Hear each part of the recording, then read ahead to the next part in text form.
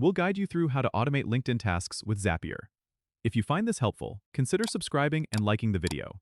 First, open your web browser and go to the Zapier website. Log into your account or create one if you haven't yet. Once you're in, click on the Create a Zap button, which should be visible on your dashboard. Now, you'll need to set up a trigger.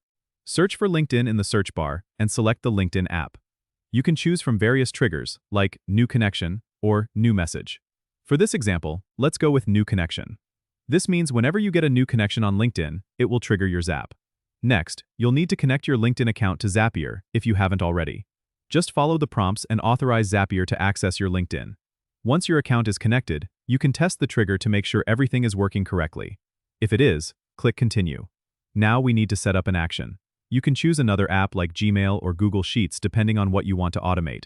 Let's say you want to add each new LinkedIn connection to a Google Sheets spreadsheet. Search for Google Sheets in the Action app search bar and select it. Then choose the action event Create Spreadsheet Row. Connect your Google account and select the spreadsheet where you want to add the data. Map the LinkedIn data like the new connection's name and email to the columns in your spreadsheet. Test the action to ensure everything is set up correctly. If the test is successful, your Zap is ready. Turn it on, and your LinkedIn tasks will now be automated. You can sit back and let Zapier handle the repetitive work.